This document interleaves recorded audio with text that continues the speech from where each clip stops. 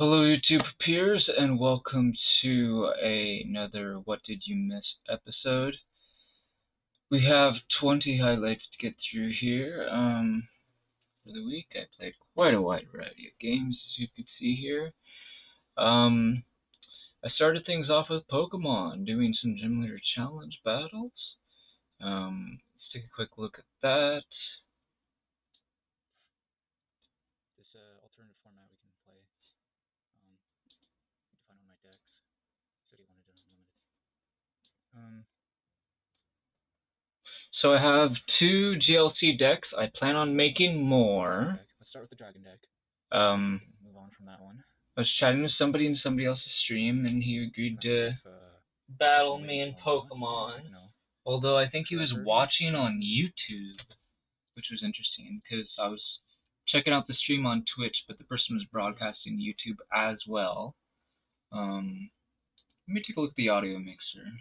Alright, so what do we do here? Looks like I'm at a decent volume level. Okay, good. So, I have a Dragon deck that I was playing. Fire energy, so there's no guarantee that we'll be. I actually think I won with my Dragon deck the first match. And then, whatever deck I used afterwards, I lost with. And then I offered him a rematch against my Dragon deck. And he almost beat me the second time, basically, is the summarization of all the stuff that happened. So I'm not sure what his first deck was. It was some sort of normal type deck. Of course, in Gym Leader Challenge, you're very restricted. You can only use one Pokemon type and blah, blah, blah. If you want to find out more information about it, just kind of ask around in the card game community. They'll tell you about it, I'm sure. So I had a water deck with Feraligatr. Interesting. Let's go and take a look at their deck. Not sure if there's room for improving my deck or not. I don't know how much or why, but he beat me with a grass deck, I think it was. Then he played his grass deck against my Dragon deck too. I think he might have had his stage 1 stuck in the prize cards this time.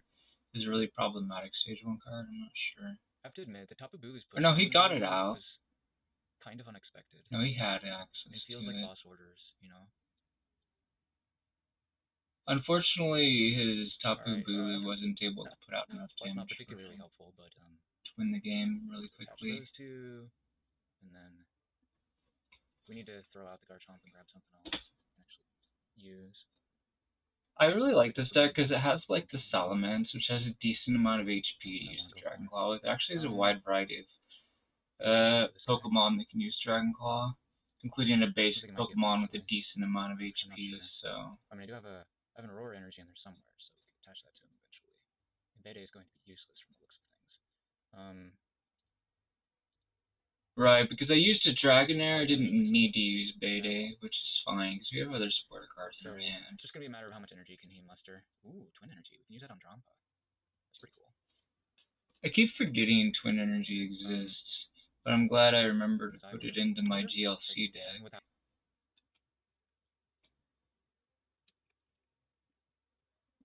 I told him, you have some interesting decks, so we can do this against him. Yeah, he uses a lot of old cards that are pretty strong, which is cool. He also uses some new cards too, so kind of like me a little bit, but some of the cards that he has I don't have, so anyway, it's probably the same way the other way around.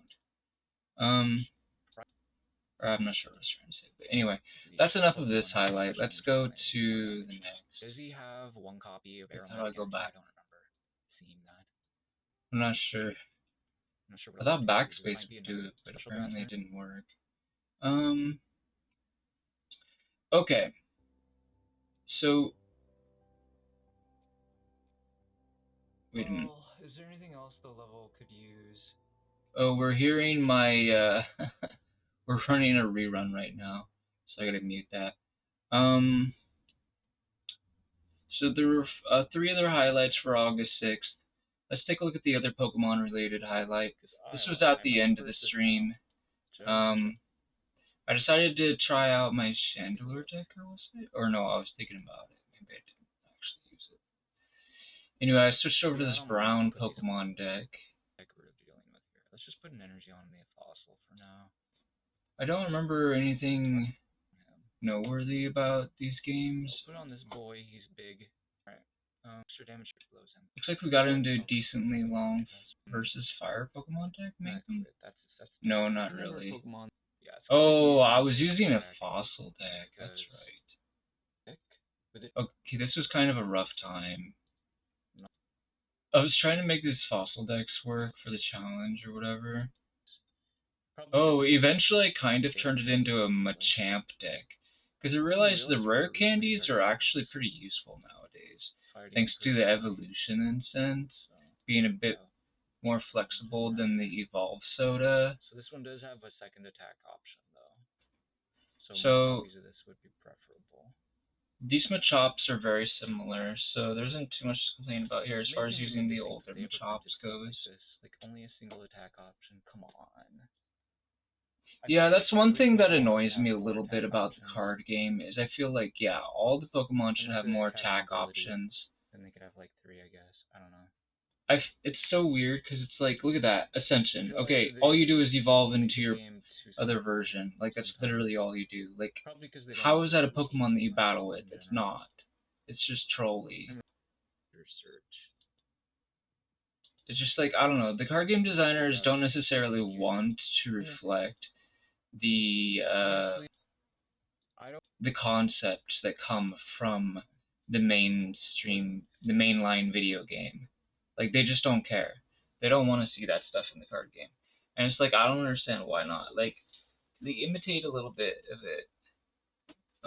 It would be great, but they just kind of don't. They just kind of do their own thing. That's just like reminiscent of Pokemon while using, you know, a bunch of OG original art.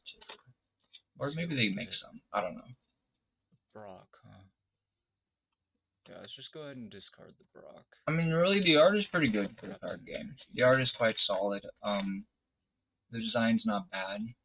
I mean, the core issue of Pokemon as a card game is basically that it was made by the same people originally that made Magic the Gathering. A basic Pokemon. And they just did it because, you know, they were asked to, or something like that, or they just wanted to make money off of that. And then they sold it off, you know, to Pokemon themselves when Pokemon realized, you know, once they were satisfied with its status or whatever. Anyway, that's what I mean, like, it was made by people that don't, like, actively play the video game themselves, originally. Nice. And we have a Switch. So we can send any changes they would make to it to make it more similar to the video game would probably be met by resistance to people that have already fallen in love with the card game. So they're very reluctant to make any of those kinds of changes at all. So they're probably never going to make it very much like the video game. Anyway, I kind of like the card game and the video game separately, but I have to remind myself that they are quite separate and not really linked. Anyway, we only spent like a half an hour doing this. I guess I was playing the brown deck pretty much the whole time. Oh no, partway through I switched. I probably completed like a brown Pokemon challenge or something and got a new one. We were supposed to do Metal Pokemon Evolutions, and there was this funny moment where I think I might have won a game maybe, or at least, no, I didn't win a game, but I took at least one prize card, but like, I was only evolving Dark Pokemon, and I didn't even get to start my evolution cards. And so I was making a remark about potentially daily challenges influencing your RNG. So depending on the deck you build, you can make it easier or harder to actually like pick up wins, theoretically, depending on what your daily challenge is and what deck you build. Like, so like, yeah, it can like make you think that your deck is like stronger than it actually is or weaker than it actually is. I'm not sure if that's actually something that's happening in the game, but it sure feels like it is. Anyway, something's wrong. Oh, it's because it says it's an hour ago now, because it's rounding up. Okay, so that was the first two highlights of the first day, on Friday. So obviously we had Faria, and we also had World of Final Fantasy. I wasn't feeling that great for Faria. I guess I'd spent too much time playing World of Final Fantasy, so I think my performance wasn't very good. Um,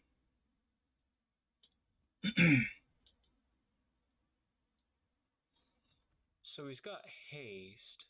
so I definitely plan on hopefully redeeming myself a little bit tomorrow when I'm playing Fairy again. I actually played Fairy for like maybe 2 or 3 days in a row. I'm not sure. This week, maybe not. Or maybe that was the week before.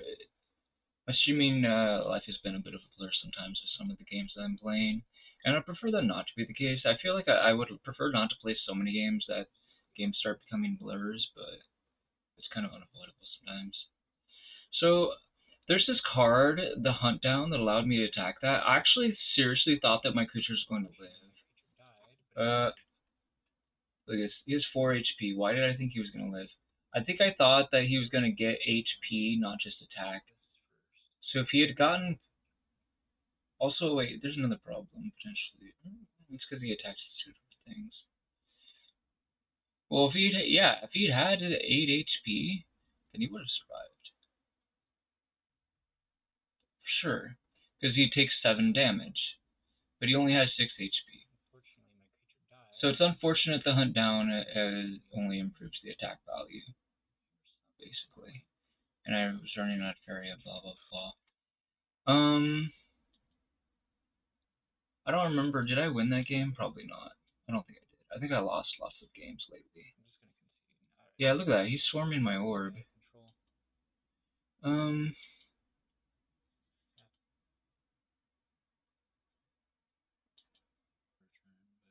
So it looks like I tried to build like maybe like a Celeste deck or something here. I'm not sure. Maybe it wasn't one.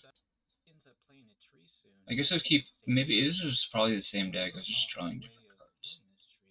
Or maybe I just made some modifications to it. I might have. Maybe I didn't. I've won a few games at least, apparently. Look, I got to rank 9.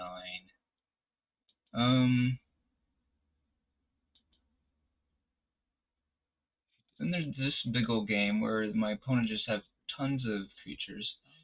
I actually wasn't sure if I was going to lose. This was actually kind of a long game, and then towards the end he does something that kind of screws me over. I'm not sure. Does he do the meteor thing? Destroy all my lands, maybe? Or does he do something else? Well, he plays some big creature. I was expecting like Radiance or something, maybe. Okay, let's rewind that. Let's find out what happened.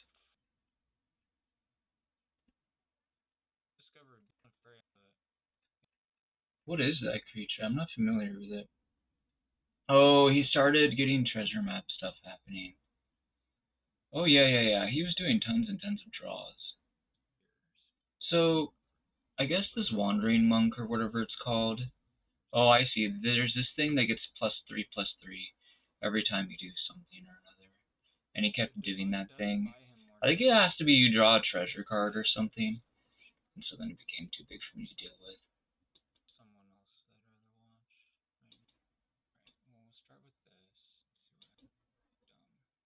And I tried going back to flying for a little while. Been trying different versions of the flying decks. I think I might be pretty pleased with my current flying deck. I'm not sure. We'll see tomorrow. I'll just give it a try again. I do have an idea for another change I can make to the flying deck, or another addition to the flying deck, but I'm not sure what I would remove for it. Or if I haven't, maybe I did already. I'm not sure. Also, I did want to show off that I changed my Steam avatar. I updated my profile a little bit too, though, so now it says been streaming a variety of games, because it actually used to say I've been streaming mostly card games lately.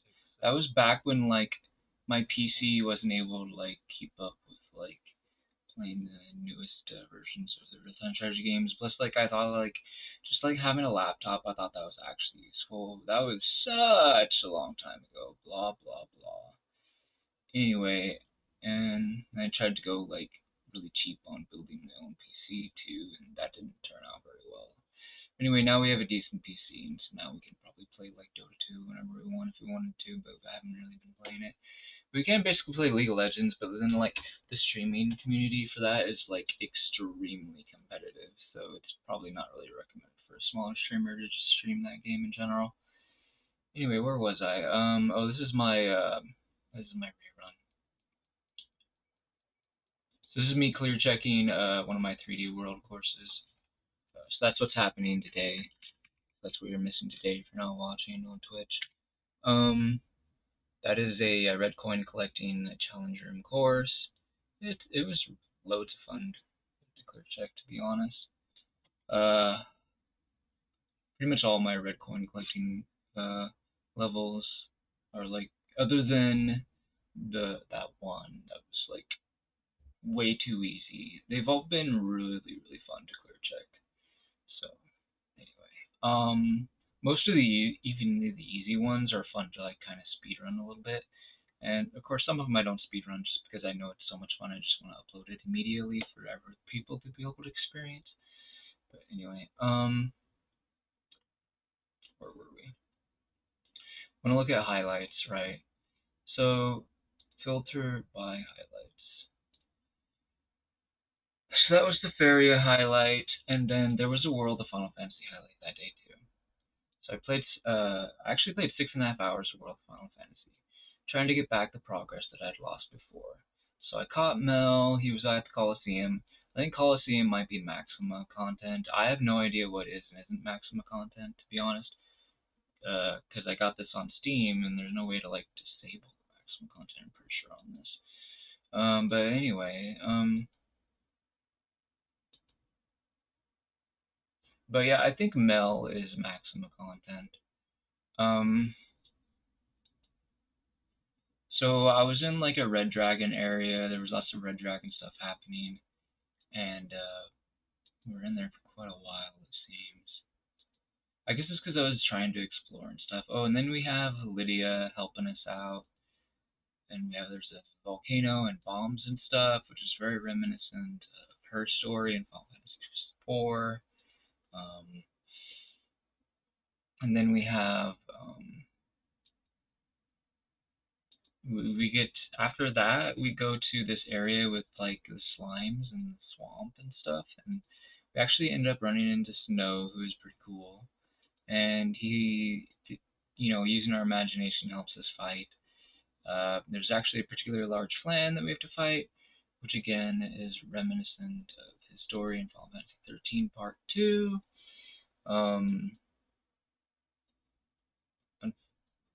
Then we have,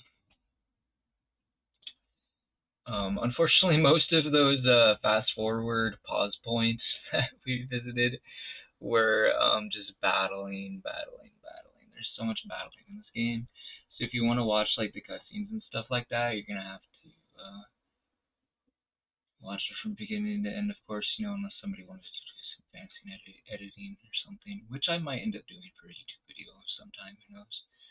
But anyway, moving forward. So we've got August 7th. We have looks like another 4 highlights. So we got Pokemon Highlight, World of Final Fantasy. There's like 2 Pokemon highlights. So one of them is cleaning up a daily challenge or 2. So let's check that out real quick. This only took like 51 minutes or so. Not sure. Actually, the beginning looks a little bit slow. I guess that's because I was modding a deck. I was modding like a Chandelure deck that probably didn't perform all that well. Maybe some other decks. Yeah, it looks like I was doing a lot of building. Oh, and trading maybe too. Like Slowpoke, Slowpoke and Psyduck. Yeah, Slowpoke and Psyduck tag team. Okay, so let's see how this turns out. So Slowpoke and Psyduck are interesting because they combo a little bit with Chandelure, because you can discard your supporters with Psyduck actually dealing damage instead of like using Minun to discard supporters. Since you're not using Minun to discard supporters, you're actually dealing damage. So it's but the catch is you're not actually drawing cards, so it's not superior to Minun. It's just an alternative strategy to powering up Chandelure. So let's see how this turns out.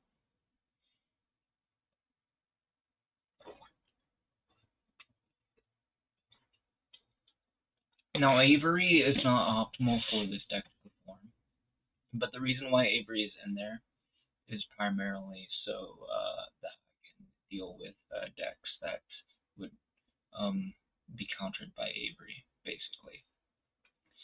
But I think Avery is like a really good card. I think you should generally include her in pretty much all your decks nowadays. Because it's basically like, you know, the standard card draw, plus it can counter the decks that it counters. And, you know, standard counter draw might be a little bit normy, but I think it's, you know, if you care about winning more matches, then you got to deal with the decks that you can easily counter, and Avery lets you easily counter them. So, yeah, it might be normie card draw, but like unless your deck is absolutely so stinking overpowered that you're not worried about those decks that Avery counters, then yeah, then it's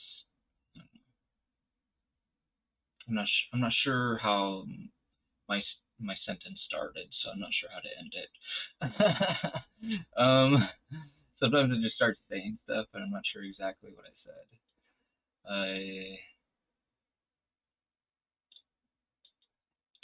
And then so I think that might have been like, I don't know what that was. That might have been Fire Pokemon evolutions. So even if the deck didn't perform well, then we were still able to do stuff.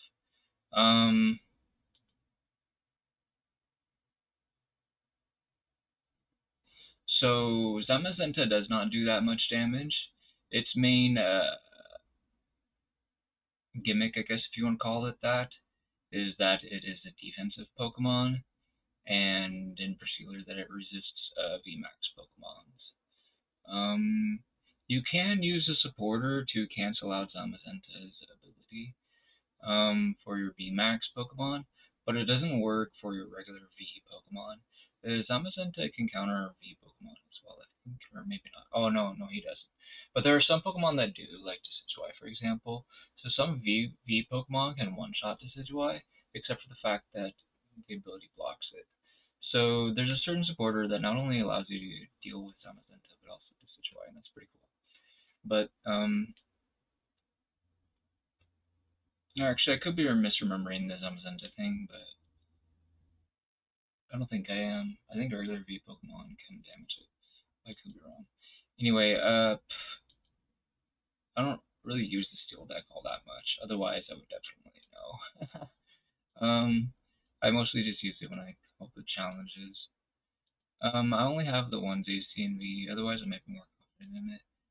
It might not be such a bad idea to main the metal, to be honest, but I'm missing a few trainer cards to potentially use with it, although I don't necessarily need those extra copies. It would allow me to experiment a bit more. Anyway, let's move on to the next highlight. So we've got... So that was the 7th, cleaning up the Daily Challenger 2. Then we also have trying to fix outdated Alolan Golem deck and other stuff. Let's check this out real quick. So this was, I think, at the beginning of the stream for the day. And as you can see, I did a lot of different ideas floating around in my head for ways to make the deck nice and fast and actually playable. And in the end, I kind of eventually transformed it into some sort of basically like the Alolan Golem isn't exactly the star of the show anymore, and instead Vikavolt is basically kind of deal. And you know, I think it's pretty good. But I do think I would like to have more copies of the regular Vikavolt, the newer one. I ended up choosing not to include any grass energies of the old Vikavolt. But we do have some Vikavolt GXs by reason of necessity for lack of not having enough copies of the single prize Vikavolts. So I do need to trade to get some more single prize Vikavolts, but I'm not sure what I'm going to need to trade to get those.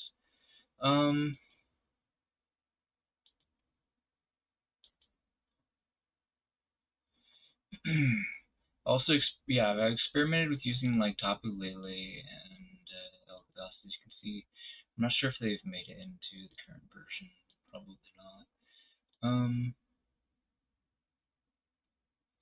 We're dealing with some interesting fairy decks lately.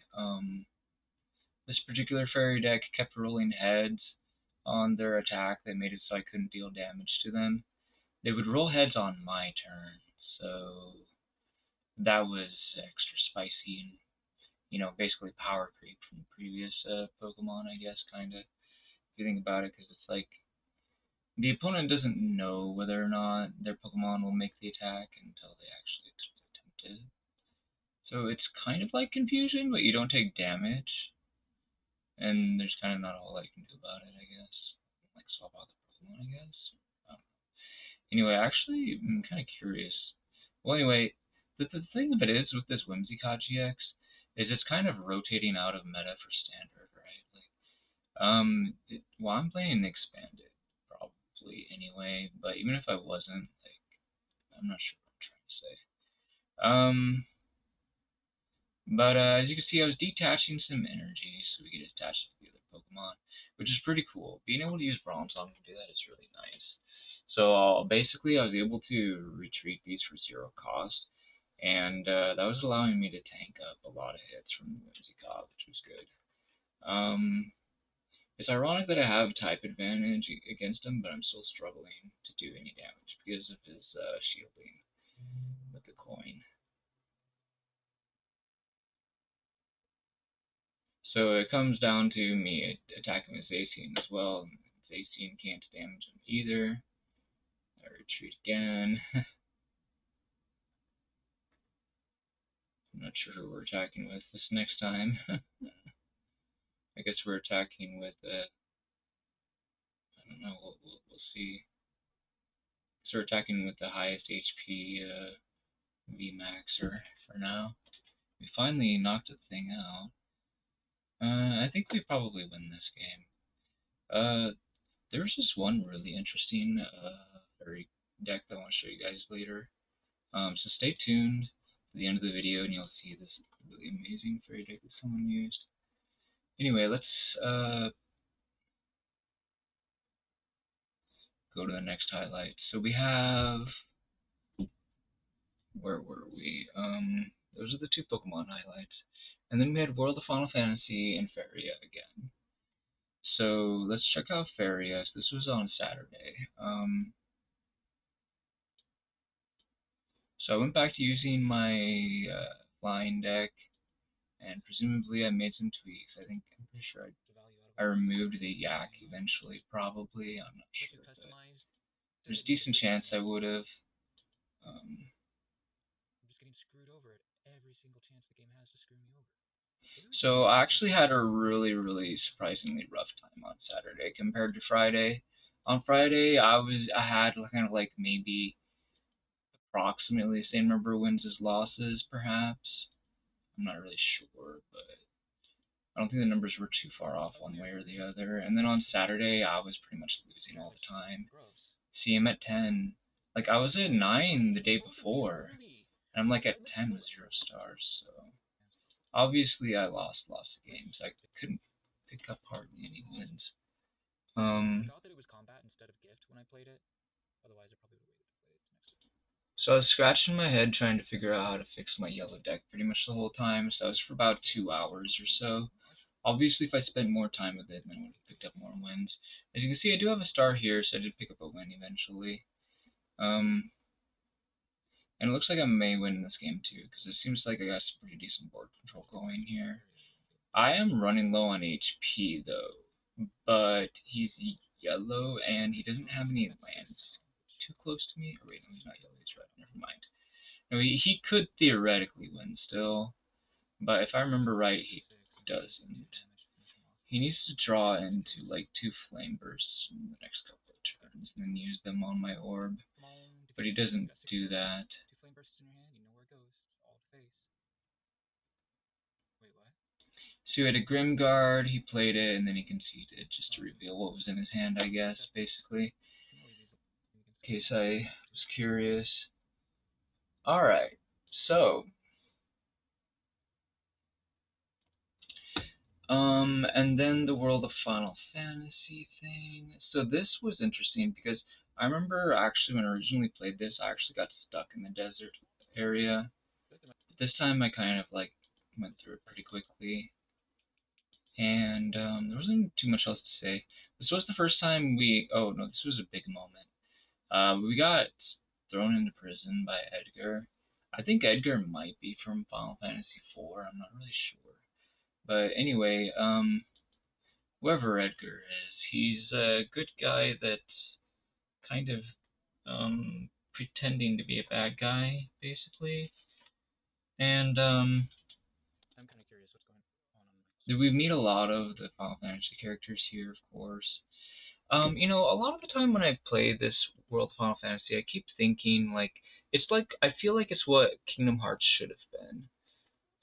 Like as far as like how the Final Fantasy characters interacted with us and how we interacted with them, I feel like World of Final Fantasy does it right. And I'm amazed that Kingdom Hearts is so popular and World of Final Fantasy isn't, personally.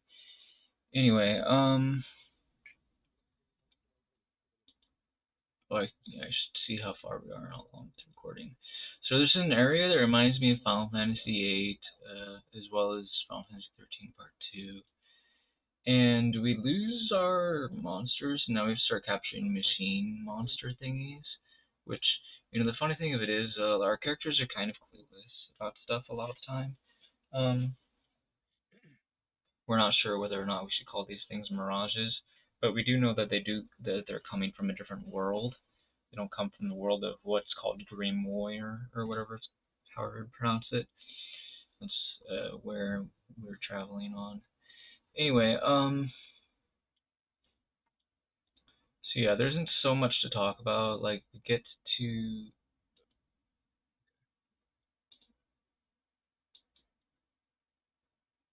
I think we get to the Midgar reactor, maybe, or something. Anyway, maybe we hadn't escaped yet. I don't know. That place in the Midgar area both look so similar, and they're so close to each other in the story, so I get a little confused. Anyway, where was I? So, I think August 8 is next, right? Where were we? Okay, first time clearing with adventure. So August 8th was on a Sunday. So I actually did 2 streams on Sunday because, you know, I had like a thing, real life event in the middle of it. So I played some One Way Heroics, which is a roguelike, and it's kind of like an RPG. It's kind of like an action game. It's a turn-based game. It's definitely an adventure. It's a kind of an exploration game, as well as like randomly generated stuff happening that you have to deal with. And it's really fascinating, to be honest.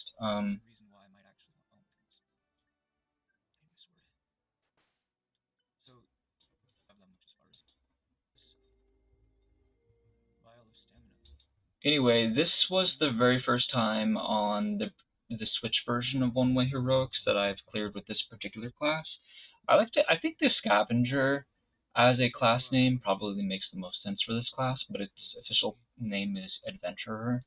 You kind of think of it as the class that just is kind of like a treasure hunter, basically. It's like the treasure hunter class is another thing of calling it.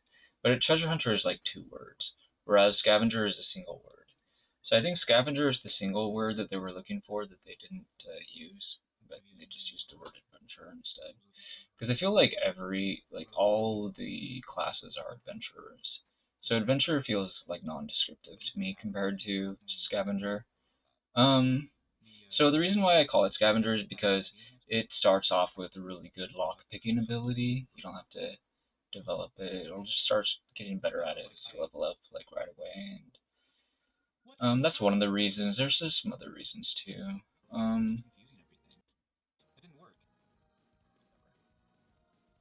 This was interesting. I was, like, in a really tough position, being, like, I couldn't deal with the dragon. So I retreated. And I was starting to run out of stamina, but thankfully, like, I barely used any stamina. And this was a tough moment, too. I totally thought I was screwed. I didn't have any uses of Awakening, but somehow I was managing to evade enough damage. Plus, I ended up sacrificing Mila somehow, which is very unfortunate. I'm kind of annoyed that that's a thing that happened in this game, kinda, you know, but, like, what can you do? You're the hero, you gotta save the world, blah, blah, blah. I was actually supposed to take her to find her father or whatever, but I don't know, every time I try to take her to find her father, I can never find her father. Like, I'm not even joking. Like, I never find him. Can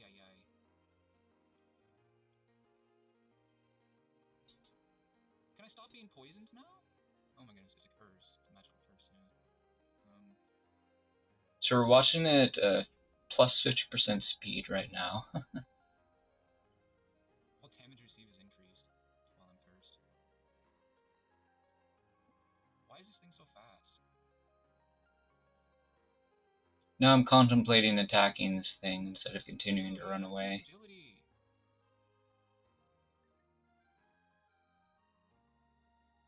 Oh, I have a Scroll of Confusion. If I attacked it, I probably would have died. But the Scroll of Confusion allowed me to run away again from it. Because he was like too deep into range with me.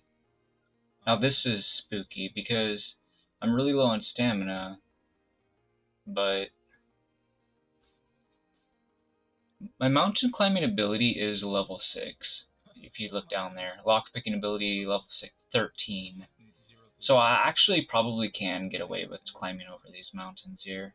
So that's another thing that's neat about the scavenger. I still ended up losing some HP though because I was still low on stamina.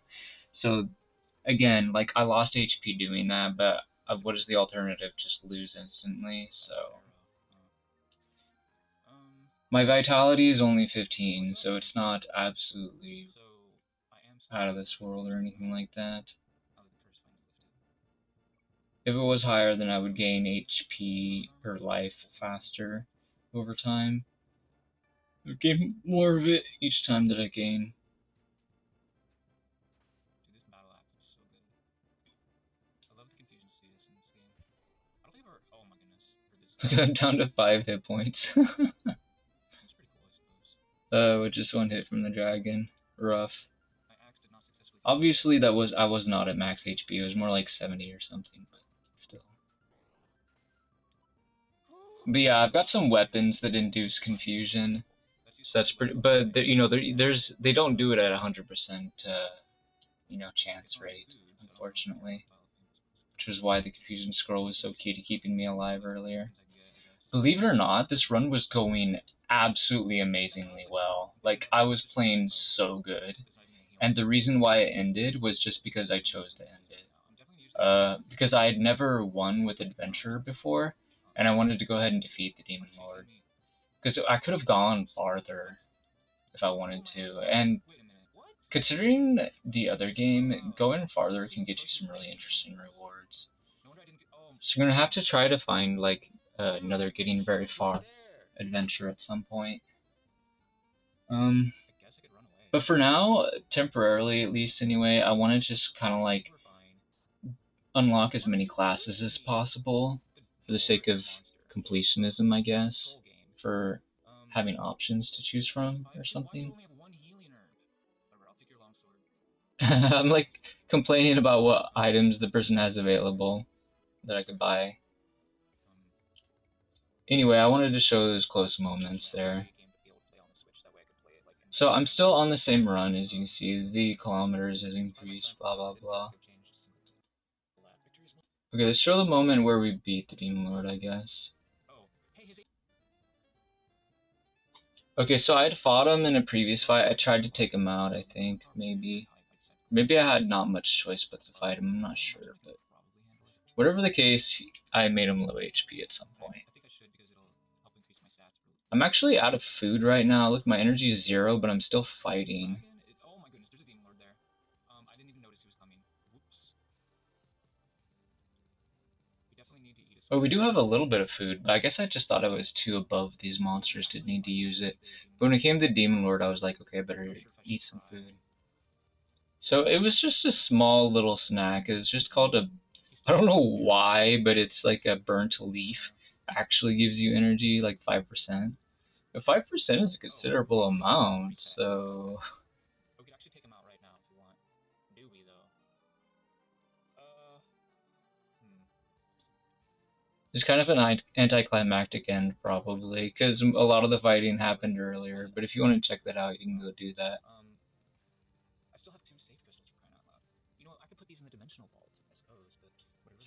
But anyway, I actually accessed the altar of the goddess in the castle at the beginning. so my rating was not particularly high. You get like a minus 60% rating for using that.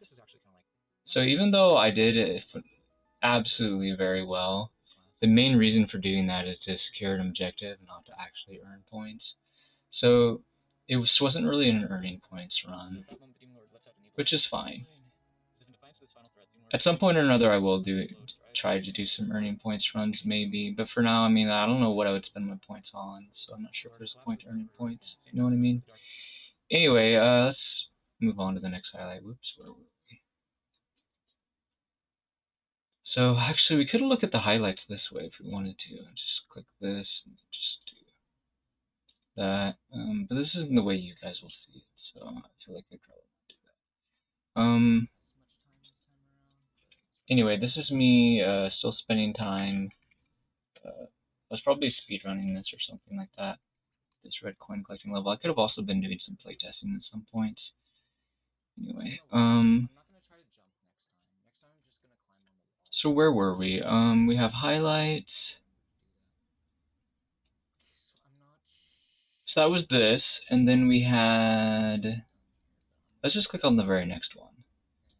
Let's just go in order, so that way I don't accidentally skip any, or I don't waste time figuring out which one to click on next.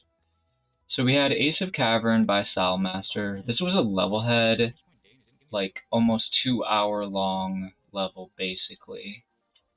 Can you believe it?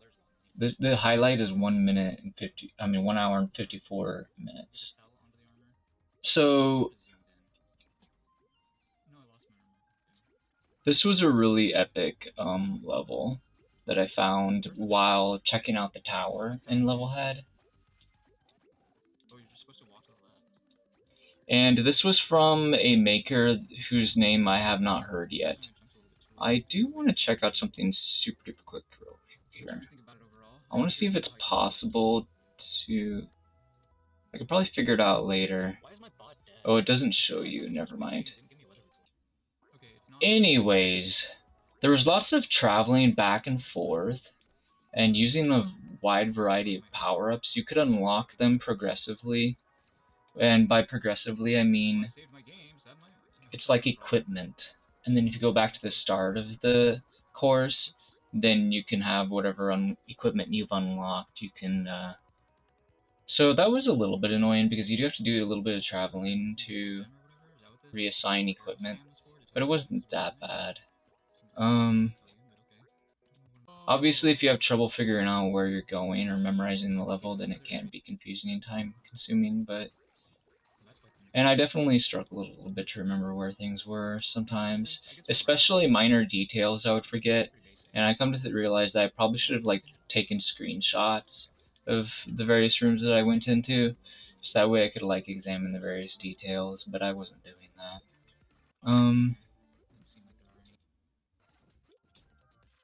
And as you can see, like, he really makes it feel like you're in a completely different area by, you know, using a lot of the same block for the screens. So you got wooden blocks in this area, so it makes it feel like we're in a house or something like that. And over there we got the tree blocks, so it looks like we're in the forest. And there were a bunch of keys that we had to find, and there was even some optional exploration possible. Eventually I got to this area, which this area gives you the package, I think, once you're done with it. Yeah, it gives you the package once you're done with the boss rush, and then you can win at that point whenever you want. But I ended up going for 100%, so that it extended the playtime quite a bit. So that was really cool. Anyway, I really liked this level a lot. I think this is the sort of level that people kind of accuse me of making in Super Mario Maker 2, even though we can't make these kinds of levels in Mario Maker 2. But I do kind of try to make Super Worlds kind of like this in Mario Maker 2, more or less. But, yeah, this was a really impressive course. Probably one of the best you'll find. It still had some noteworthy flaws, I think. I'm not sure what they were off the top of my head, but it wasn't really that big of a deal. It was still an enjoyable game, or course, or whatever you want to call it. The boss rush was really hard for me. It took a really long time for me to beat it. I think the reason why it was so tough was because of the mixture of the small and the large monsters. That was the main reason why it was tough, because I wasn't used to dealing with the mixture. If it wasn't for that, then it wouldn't have been that tough. Kind of reminds me a little bit of like Lightning Return. What? And believe it or not, I definitely got a little bit stumped here and there a few times. Like, it was no easy matter to get 100%. But I'm actually okay with that. It was a comfortable difficulty level to get them all, at least for me personally. But I think a lot of people wouldn't bother with getting 100%, to be honest. But it definitely felt like, in a lot of ways, it felt like a very traditional game, and that was good. But I think it's great how Levelhead allows you so much freedom in designing your stuff. Anyway, so where were we? That was the Ace of Cavern, of course. And we have a highlight of me playing bookmarked stuff, and then the first set of the first of a set of tower levels, right? I only played the 2 levels. Oh, one of them was from Duckbag. So we have M Driver. He was a followed maker. I actually removed him as a followed maker, but his levels aren't bad, but the reason I removed him was just because, like, I can't play them on my own. I feel like I should just follow makers whose levels I feel like I could literally play on my own. Like, when I play M Driver's levels, I feel like I need help all the time. So that's why I decided to unfollow. But maybe it's just because it was his newer stuff. But either way, like, if I'm following somebody, all their newest stuff ends up on my level feed, and it's like, if I don't want to play the level, then it shouldn't be on my level feed, you know what I mean? So yeah, I played this level, and eventually I get to a part where I don't understand what I'm supposed to do.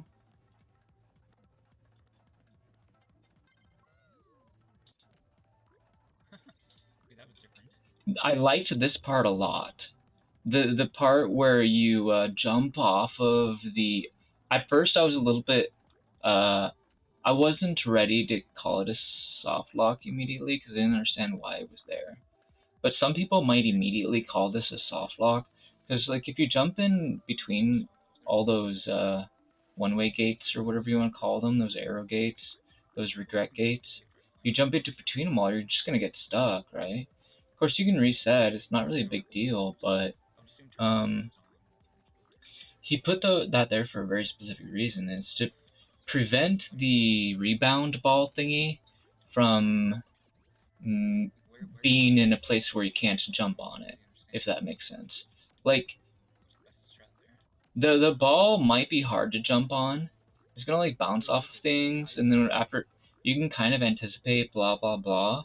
But with this, it actually makes the jump up to where the gate is so much easier, because the ball is just going to be there. You can just jump on the ball there. It's no big deal. So it's really clever design. It took me a while to figure that out, though. And in the meantime, I was still trying to figure out how to get that key on the right.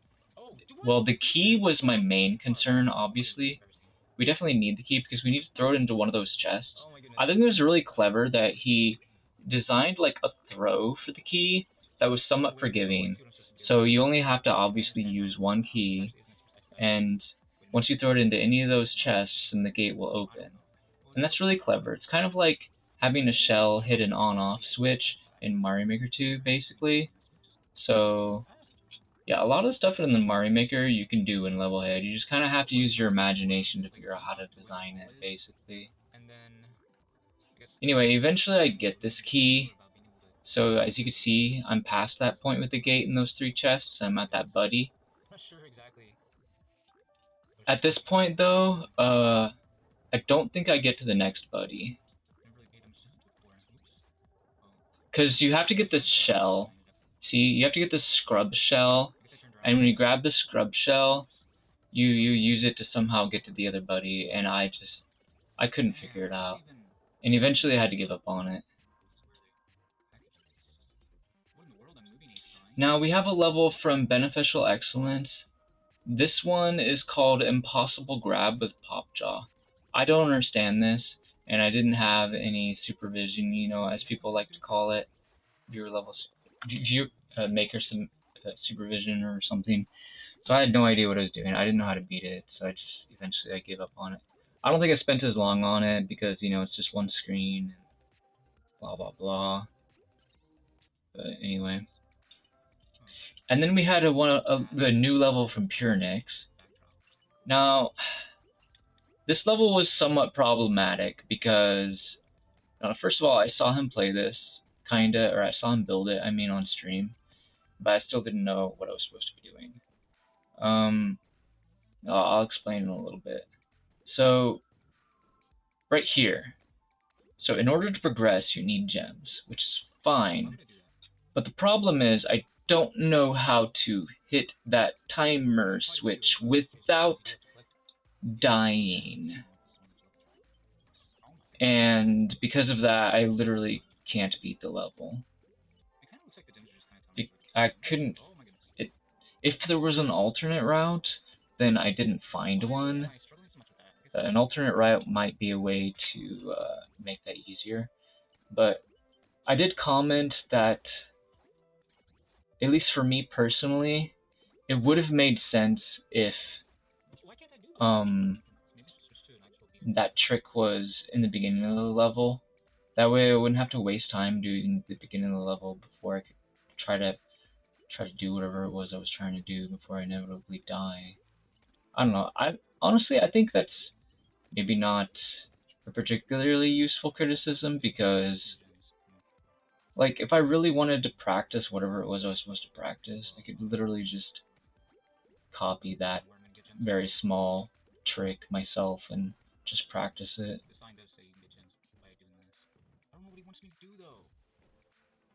But yeah, even looking at it now, I still don't know what I'm supposed to do. I'm not sure what the required movement is for that. So I spent a decent amount of time trying to do it, but I don't think it was a huge waste of time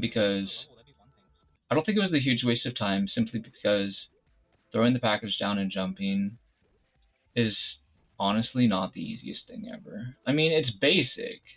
Like, the player understands what to do, but to do it, you know, decently fast is pretty challenging, for me personally at least. So I didn't necessarily mind practicing all that,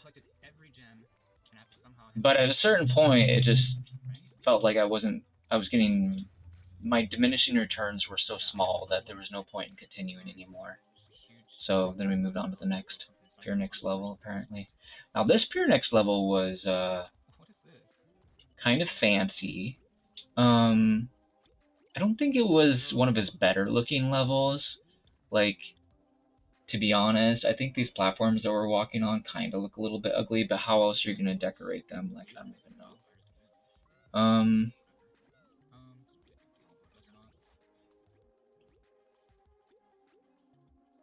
I was like checking around for enclosures sometimes for stuff, but I wasn't really finding them.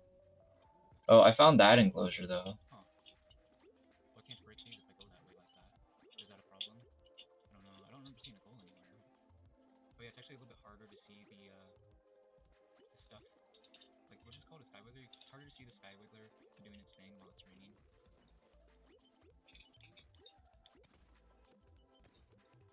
This was really interesting. Check this out real quick. There's going to be something happening in a moment. You see that? I threw the package down on the first set of brittle blocks, and then it fell down and broke the other sets of brittle blocks. I was surprised by that. I didn't realize that was a thing that could happen with the package. I'm not sure why there were brittle blocks over there. I probably should have investigated. There might have been some sort of secret over there. Maybe not. Maybe that was our intended path, and I just took a shortcut. It's possible. I don't know. Anyway, I got almost all the gems. I probably should have grabbed them all. I'm not sure where one of them was. It could have been a secret gem. It probably was. I got a decent number of points. I guess if I'd gotten that last gem, I probably would have gotten second place or something. I'm not sure how much the gems give you.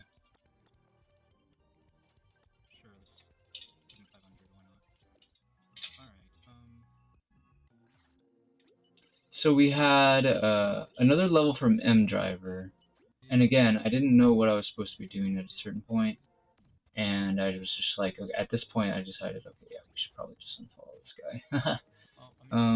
Still don't understand what's going on here. So it was just basically another shell across spikes thing where I wasn't sure what I was supposed to be doing. There wasn't much else to say about it. This one was actually more complicated looking than the other one was. How do you refresh this? It actually made even less sense than the last one made, and I didn't understand the last one, so. Anyway, then we had Rowdy Meteor, which was presumably from a viewer level stream, and he just didn't stick around until the end of my stream to watch me play it. So I just left it in the bookmarks, or something like that. Or maybe in that I was tired and it was too hard at the time, and so I wanted to play it when I had more energy or something. I think I ended up beating this level, perhaps, I'm not sure. Or at least I've made decent progress. Maybe it was just decent progress, I'm not sure which. Let's stay tuned and find out. Oh, this was difficult. Yeah, I remember I really struggled on this. I might have actually quit this at some point. Maybe because it was hurting my hands or something. It wouldn't surprise me. Really? Yeah, fast forward a bit. We actually get past that point. Oh, I guess I did beat this level. I think I remember the ending. Oh man, it took me quite a while to get to there. For precision levels, it's very forgiving. Of course, I made it to the buddy, so you can't see my total time playing it by looking at this timer. But, I started the level at around the 33-minute mark. Oh. Well, I only spent about 4 minutes. There's an extra minute? Okay, well, it was an intense 3 or 4 minutes, let's put it that way. Ha ha ha ha. I didn't spend as long as I was worried I might have, so that's good.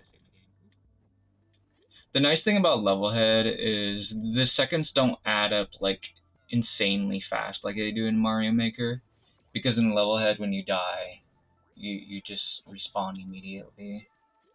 And if people have, you know, good buddy placement, then that's huge, right? So despite how incredibly dangerous this was, like, see, if this had been built in Mario Maker 2, I would not be surprised if this took me, like, maybe 15 minutes to beat. And instead it takes me, like, 5. Well, maybe a little over 5. Yeah, basically 5 minutes. Alright, we beat it, dude. Thanks for sending the precision level that was... Like, it's a huge thing to, like... What was I trying to say?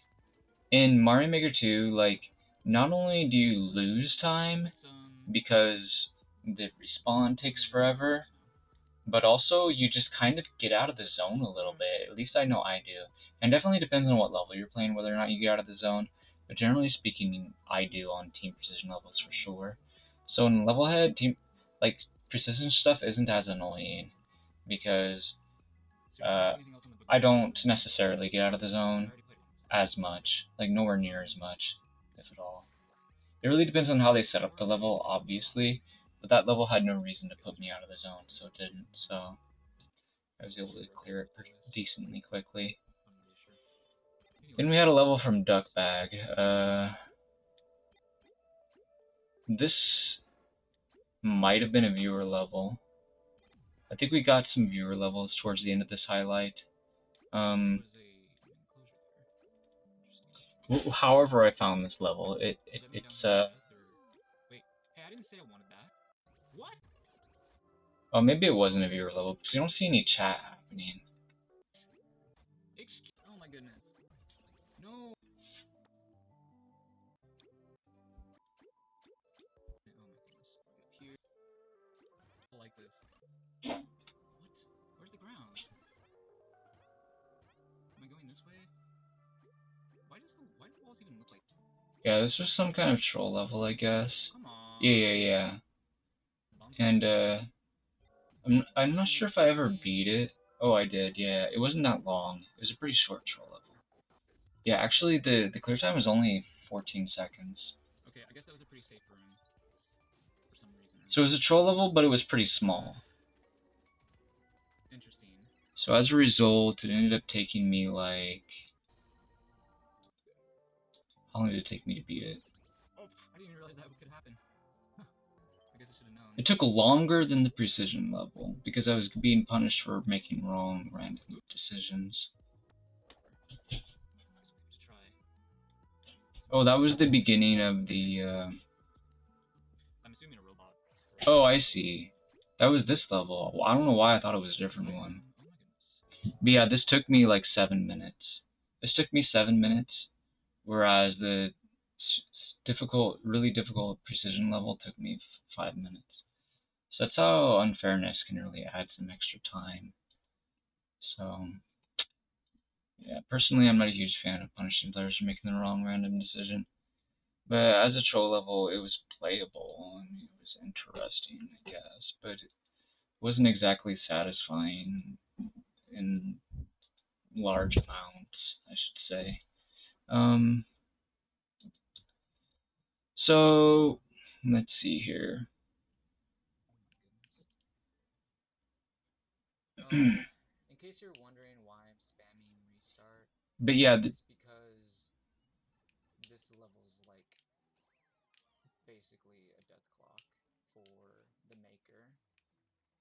oh, see, this is a pretty long level, and I was trying to clear it within the time limit. Because in Mario Maker, you're not allowed to die, and you can't really make there be no time limit. Like, the maximum you can have is 500 seconds, so I was kind of stuck with what we had here. Anyway,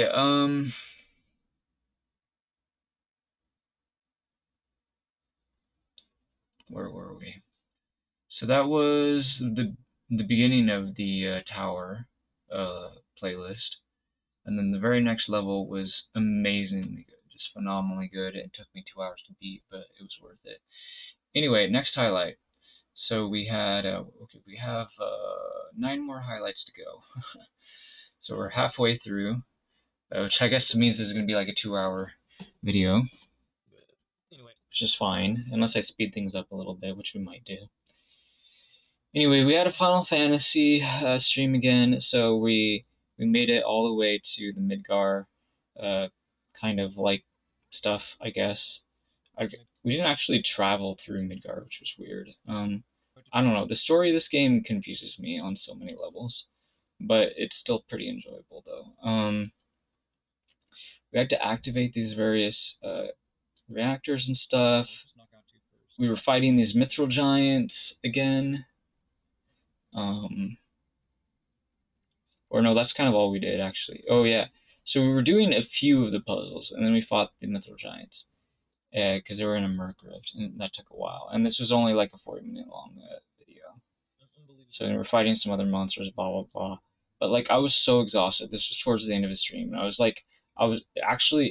was the Levelhead stream that we were just watching the highlights for. And I was just worn out. Like, there was a lot of difficult stuff that I was trying to do, like in particular the M driver stuff. And yeah.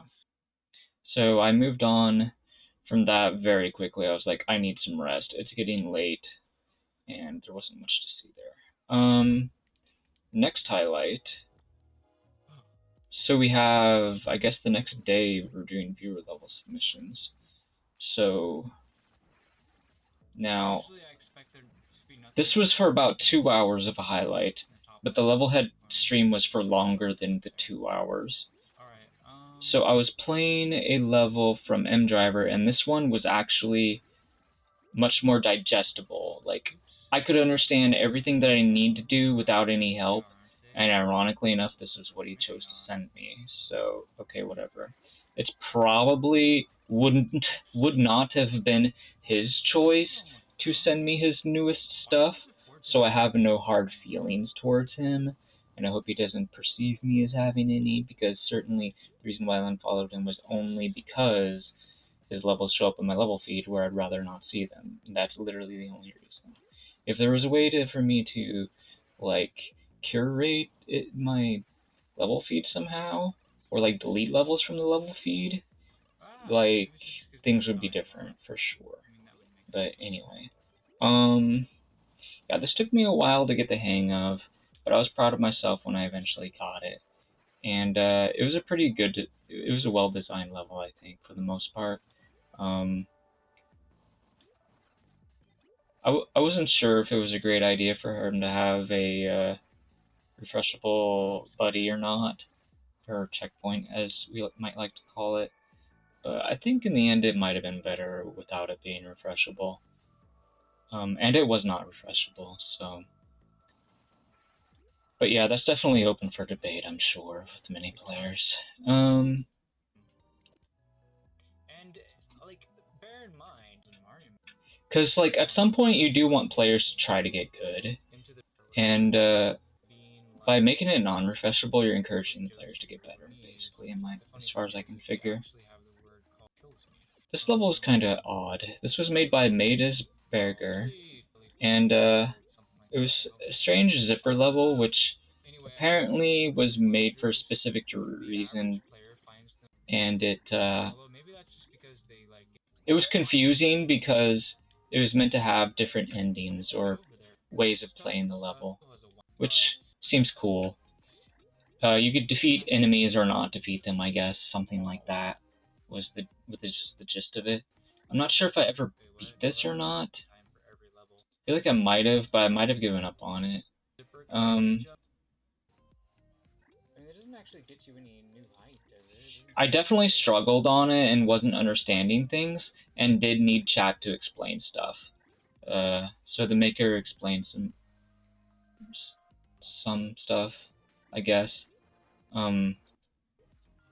Oh, that was the level where that was the same level where you fight this. I was not able to beat this. There is a version of this level where you don't defeat enemies, though, which supposedly is easier. So, next time I play this level, I'll have to try the easier way of playing it.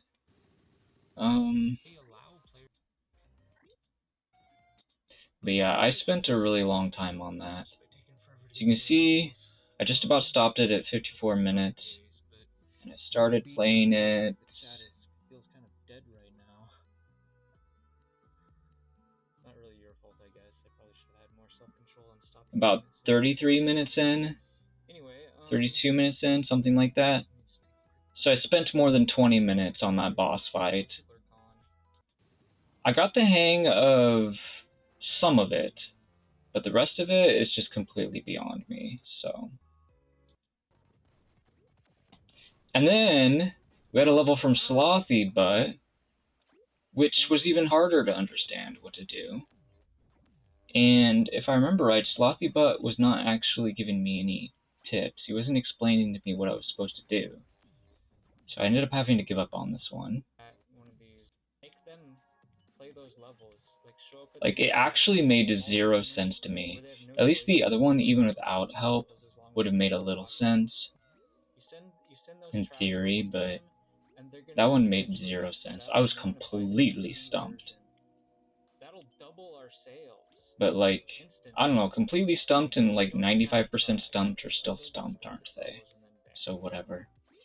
Anyways, so we had a level from this guy, who is a PC maker. So he plays on Steam, and all of his levels have this low frames per second. Or at least all of his old ones do. Presumably his new ones do too, but hopefully he makes some new ones that don't have low frames per second. Okay, but where are the gems? Thankfully, at least it's staying at a solid 20. Okay, so there's a blue gate here. I'm not sure if it's this level or some other levels, but the numbers drop much lower.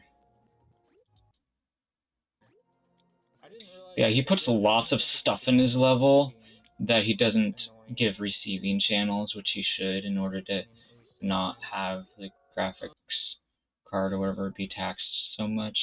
So it's apparently very hard on the Switch hardware. It actually drops to 18 for frames per second. This section was actually kind of cool. It was a good idea. Like I said, like, I would imagine that this is more fun with higher frames per second, and he seems to be in agreement with me that it would be more fun on Steam with a good PC.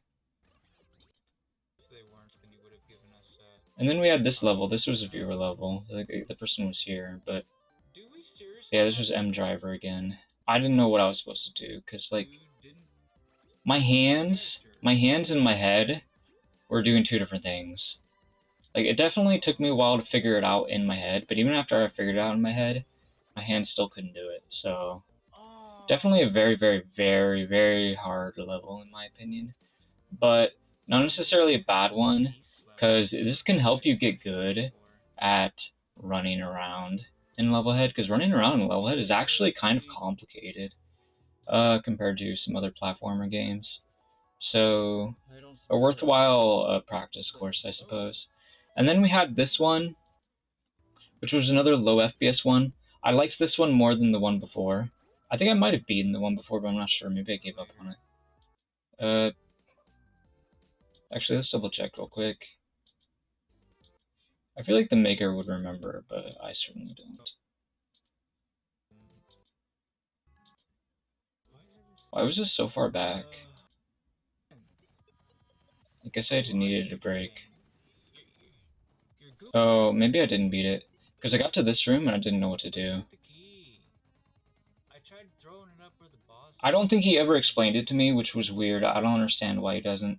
Oh, no, he said it's because you can't play this on the Switch. Because you just simply get stuck. It's soft locked on the Switch, which was weird. I was surprised that that's even a thing that's possible. So, or at least that's his story. I'm not sure if it's true or not, but I don't see any reason to disbelieve him, so. But it's possible he could be lying, but I doubt it. Anyway, it doesn't really matter if he's lying or not. Like, it could be unawares lying too, but it doesn't really matter. It's just, I don't know. It's weird. It's just very unfortunate that, like, you literally can't play that level on the Switch. I thought, like, the main issue would be frames per second, but apparently there might be other issues too. Like, maybe some stuff simply doesn't generate when it's supposed to or something. I'm not sure exactly what the explanation would be, you know, specifically why that happens, but, anyway, this level looked like it was, like, again, like, actually not, let me backtrack a little bit with some of what I was saying. So that last level, even though it was a little bit torturous, some of the sections of the low FPS dealing with some things, in particular the wheel monster thing, what are those called again? I forgot. It was really scary because of the low FPS, blah, blah, blah, as if it wasn't already scary. But the point is, there were some intelligent design decisions that the maker had made, and I liked the way he designed this level as well. It reminded me a little bit of what that other level was that I'd played earlier, that you guys saw, but it was also somewhat similar to some of my levels, where I do like kind of a variety of rooms and challenges and stuff, and like lots of fighting monsters, and so I really liked this level a lot.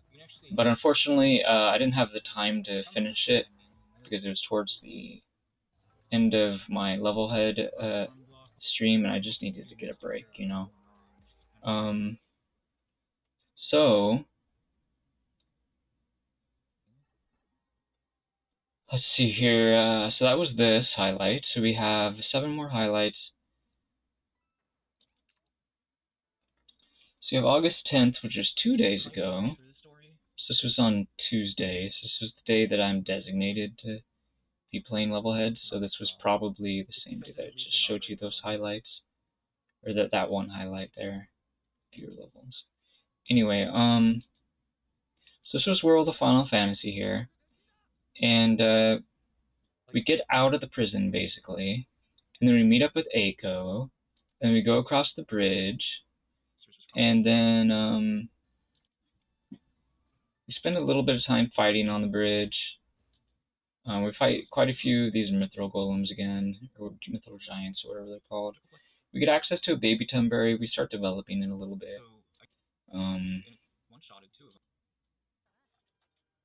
Oh yeah, we get to the train graveyard, which is reminiscent of some older Final Fantasy games I remember playing, Final Fantasy VII in particular. And there's some really interesting story stuff happening here with the mirages or monsters or whatever we're calling those. And then after that point, you actually get to go to the water temple. I'm not sure how far I'd gotten in my previous playthrough, but this was around the area where I'd stopped on my original playthrough, because I would have reloaded the old playthrough, except the problem was I just didn't have my data. So anyway, so yeah, this is completely a fresh playthrough, which is fine. Like, I don't mind doing fresh playthroughs on Final Fantasy games in general. And then we collect this Mirage, which looks like a human. I don't understand what's going on with that, but damage might not be very much, but it's whatever. Oh, we knocked it out. Nice. I was doing a little bit of experimenting there. And yeah, eventually we get through the water temple, and then that's our fourth key. And then the keys turn into this staircase. And then so we go up the staircase. So that was pretty wild. Also, I think there might have been something fancy before that happened. I'm not sure of the story. Oh yeah, at some point we had to fight King Tumbury, so that was exciting. Anyway, so that was the Final Fantasy playthrough. And then we had 6 more highlights left. Got some more level head highlights. So this is only a 27-minute highlight. This is me practicing my latest difficult course. So I'd already shipped this, but I wanted to get some more practice on this, basically. So I spent some time doing that. So, you know, I'm trying to, like, beat Beneficial Excellence this time. But the problem is I keep messing up at the end. Like, it's not even about me dying. I definitely die a lot. At least at first, while I warm up. But I just want to fast forward, I guess, towards the end of this highlight.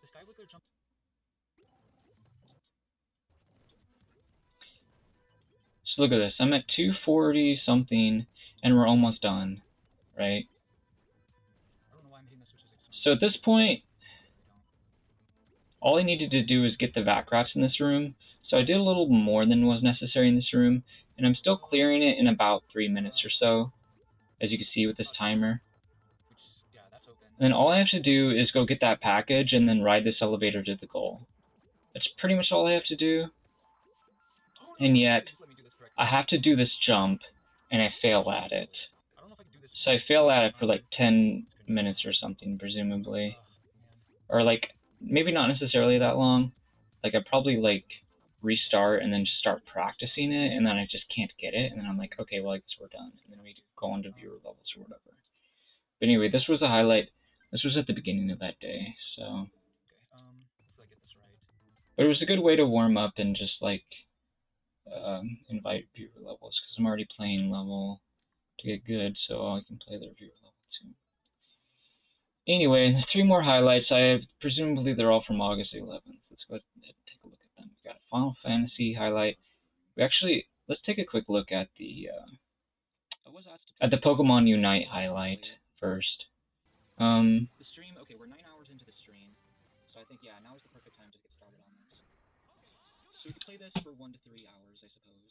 So, actually, believe it or not, towards the beginning of my stream, I think somebody asked me if I wanted to play Pokemon Unite at the end of my stream, and or after the stream, I'm like, yeah, okay. So I did. I really should play this more often, but anyway, I'm not sure how long they thought I was going to stream or whatever, but anyway, I played it. Anyway, I decided I kind of want to only play it a couple of times each time that I play it, but I really do need to play it more often. I played the Slowbro game, and we had, like, some really trolly players. The Ninetale was intentionally feeding, and I'm not sure what Mr. Mime was ever doing, but then we saw the Fire Rabbit, whatever it was called, Blitzace. It was going AFK at various times. Maybe it was just one time, but it was for a decent amount of time, when, like, we could have theoretically won the match. And so, actually, the score was close at the end. The score is close at the end, even though we had an intentional feeder, and Cinderace was going AFK. So I think it's worth to report, you know, for the AFK there.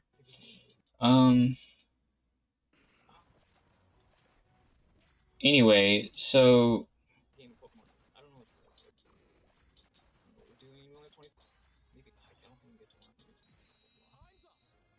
take a look at the final score. 320 to 370. So again, like, the score was pretty close. And then we played another game. That was my first time reporting anybody in this game. I noticed that there's no report option for intentionally feeding, so I didn't even end up reporting the Ninetales. I only ended up reporting the Blitzface, ironically enough. Because there's only 2 report options for some reason. Then so I played another game, and this game was too easy. I think the score was not even close at the end. Their Talonflame was disappointingly not good. Their Pikachu, I wanted to report the Pikachu because he was like intentionally feeding, I think, pretty much, and or going AFK in battle or whatever. So like I could at least report him for AFK in battle, right? But unfortunately you cannot report the enemy team. Now, it's too early to criticize the reporting system because we don't know how their algorithms work and blah blah blah. But it seems like an odd decision that we wouldn't be able to do that. Anyway, let's go ahead and see the score. So we had 359 and they had 32. So absolute stomp, basically. So yeah, I think the reason why the games are not being very exciting for me and why I'm only playing a couple games a match because it's not that much fun is because my rank is still low. The only way to fix my rank is to just grind out those boring games. So this is kind of an unfortunate thing. They might want to add some sort of Smurf detection or something to the game. Or like propel people forward if they're performing too good or something. But anyway, right now that's not happening, so whatever. Anyway, okay, we had to look at more highlights. Whoops, I messed up. Gotta go back to my videos. I'm still at that, trying to get a good clear time for that. Anyways, so I could have potentially been noticing errors too at some point as a reminder, but it could definitely take a long time to make sure the course is solid. So the last highlight is a Mario Maker 2 highlight? Or no, we didn't check out the World of Final Fantasy one, did we? No, we didn't. Okay, we'll check out the World of Final Fantasy one last, I guess. Let's do this one. So these were all 3 of these were from yesterday. Right. They were from yesterday. So I spent some time basically building a builder suit course that I had realized wasn't going to work for the Coin Grab Gauntlet series. I wanted it to work. I was trying to make a builder suit for Coin Grab Gauntlet series course, but I couldn't do it. But I decided to fix up the level, make it solid, and release it anyways. It's just not going to be in that series. So, and I added checkpoints. I've considered keeping it as a clear condition, but I might just release 2 versions. As for whether I'd have both versions on my main account, I'm not sure, but it's possible. This doesn't really matter that much. It's probably more convenient just to release them both on my main account. But yeah, if we remove the checkpoints, we can make sure there's only one builder suit and you have to keep it the whole time. I think that could be interesting. And you could also have to collect the coins too and make it even more difficult. People that want something that's extra hard, and they could have it. I spent quite a bit of time decorating too. Anyway, it took me about 2 hours to finish this stuff up. So that was that highlight. And so the last highlight of this What Did You Miss video is going to be another World of Final Fantasy video. So this one here, there's a bunch of story stuff that happens, and the players get confused, and we have to go through these dungeons. We fight a lot of monsters, and we find a lot of treasure. And there's lots of teleporting crystals and stuff. And I did do a little bit of experimenting with stacks and stuff along the way.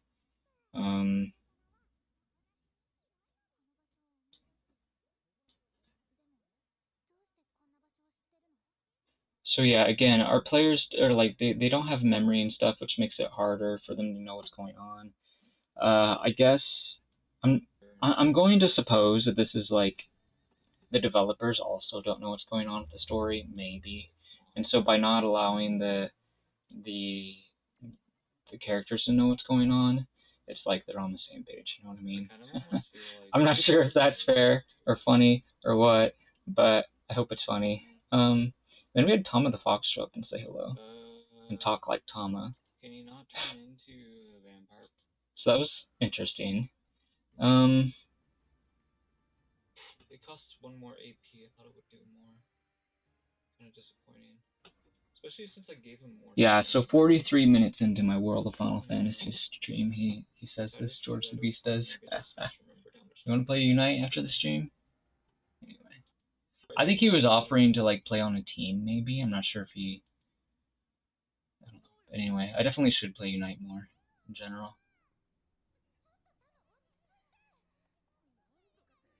But yeah, there was lots of stuff that was going on. People were getting rescued, actually, which was pretty hype. You're kind of slow. Titus was able to rescue Yuna, which is pretty cool. You like started chasing her way sooner than we. And other people rescued people from other Final Fantasy games. But anyway, and that's about it. So today, oh, we managed to do it in under 90 minutes. Yay. So tomorrow I'm going to be playing more World of Final Fantasy for sure, as well as some more Faeria. I might start with Faeria. And the reason why is because I know I've been trying to fish for viewers on Faeria by streaming later, but I'm tired of like doing poorly, and I feel like when I stream later on Faeria, I feel like I'm not performing as well as I should. So I'm probably going to start the stream with Faeria tomorrow, unless I might start with Pokemon Unite first, depending on my mood. I might start one of those games. But anyway, yeah, I don't want to play very too deep into the stream, because I have this theory that maybe it's hurting my performance to stream it later. So, anyway. Alright, and I'll probably play Faeria again for like 2 or 3 days in a row, and probably try to do something like that for Levelhead as well. And yeah. So we're trying to finish up World of Final Fantasy, and after I'm done with World of Final Fantasy, I'm not sure, but I might decide to play Pokemon Sword or Shield. I do want to continuously play RPGs on the stream. They're fun for me, and it's fun to just chat about them a little bit. I might not get the viewers that I would like, but I enjoy it, and that's what people say you should do. Just be yourself, just have fun with your stream, and that's basically what I'm doing with this World of Final Fantasy series. But yeah, after I beat World of Final Fantasy, I'm probably also going to be doing some side quests in World of Final Fantasy 2. But maybe I won't stream the side quests. Well, I will be playing them on PC. So if that's the case, I guess that would mean that I would maybe be playing them while I'm watching other streams, which is probably fine. And watch people play like my Mario Maker levels or something like that, potentially. I guess that would be fine. Yeah, maybe that's what I'll do. I don't know. Maybe if there's like some sort of like really strong super boss with the side quests, then I might stream that. Or maybe we could like stream some speedrunning of World of Final Fantasy. That might be cool. It would be like, I don't think very many people would have done it. I'm actually curious what a World of Final Fantasy speedrun time would look like. Maybe I'll go check that out today. Anyway,